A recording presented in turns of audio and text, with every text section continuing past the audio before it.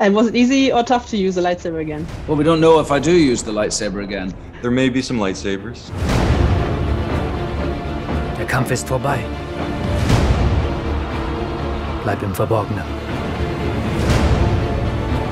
Lebe ein normales Leben.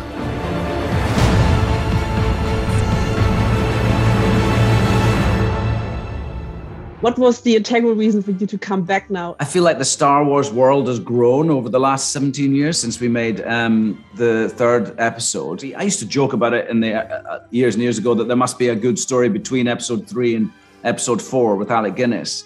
The more the world of Star Wars expanded with, you know, the sequels and then the spin-off movies, and then I just felt like it would be fun to play him again. That's the truth, I think. I just loved it. I loved working with the actors that we worked with. It was so great to work with Hayden again. And, you know, we were such close friends when we made episode 2 and 3 back in the day. The whole experience of coming back has just been a great thrill for me, you know, and especially to get to do this with Ewan has been very meaningful. And the friendship and rivalry of Obi-Wan and Anakin has fascinated audience members for almost 50 years now. What can audience members look forward to in the new show? Well, we get to learn more about that relationship. You know, this is a point in the timeline that hasn't really been explored yet. And I think both of these characters are at sort of very interesting sort of, you know, pivotal moments. And, you know, I can't speak to specifics. We'll have to watch the show, but I'm very excited for people to get to see it. Jedi können nicht aus ihrer Haut. Ihr Mitgefühl hinterlässt eine Spur. Der Jedi-Kodex ist wie ein Juckreiz. Er kann nicht anders. Star Wars fans around the world have dreamed of seeing Ewan and Hayden again in their iconic roles. How big was your part in reuniting the pair on screen? Well, you know, obviously you couldn't do this series without Ewan McGregor. So he was there from the beginning, and he was wonderful. And honestly, he was definitely much more than an actor for us. He was a creative partner and a producer on the show too. When we were developing the material, you know, obviously Anakin and Vader were such a huge part of Obi-Wan's life, and we were really trying to look at it from a character point of view, that it just seemed natural that if we were to bring back, you know, the character, that Hayden would obviously play the role. So I was really excited to have the two of them reunite. And you not only bring back these iconic characters, but introduce a few new characters. Which new character fascinated you the most? I was really excited with the character of Reva that's played by Moses Ingram. Not only was, you know, it was exciting to bring the Inquisitors into live action, but I really loved the idea of having sort of a young woman on the dark side.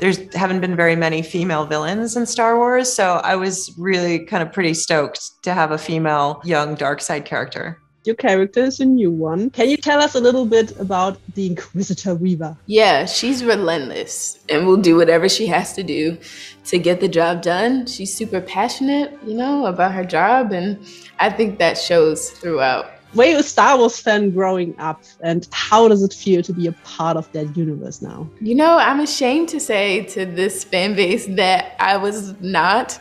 I didn't know a lot about Star Wars.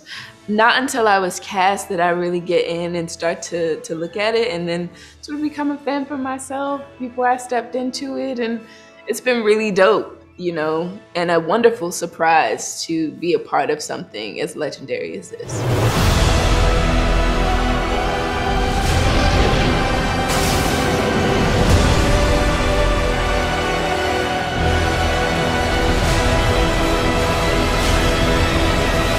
How did you prepare for the show? I watched all of the movies. I started with episode 1 and I watched all the films that we made. I watched all the original films, and then I watched the sequels. And then I watched the spin-offs. I'd seen some of them, but not all of them. I watched a lot of Alec Guinness. I try and find stuff where he's a younger man. It has to feel like him when I'm playing it. So I got them to make me a sound file that's just Alec Guinness, all his lines from the movies. It's only a handful of scenes, you know. He's not in 50% of the first movie, you know, but yet he's this huge, iconic character in our minds. That's the sort of beauty of Alec Guinness, I think, is he sort of burned this character into us, even just with a handful of scenes, you know. What was it for you to fully step into the role of Darth Vader? And can you give us a tease? Will we hear your voice, maybe? Yeah. Okay. Forget it. Getting to play this character again was a surreal experience, you know, not something I thought I was going to be doing when we finished the prequels. I kind of thought that was it. And now getting to come back to this character and do more with him and putting the Vader suit on. I mean, it was very sort of cathartic in a way too, just because, you know, this is a character that has sort of stayed with me for so long. Do you have a favorite episode out of the 6-episode run of Obi-Wan Kenobi now? Ooh, I do. Which one is it? Can you say? I don't know. Can I? No. Yeah, but I do have a favorite one. I don't know. They're all different in different ways, and honestly, we're still trying to finish the show. So maybe ask me in another couple months. All the scripts were phenomenal. The last one's a big one though. There's moments in them all, but the last episode's really beautiful. So.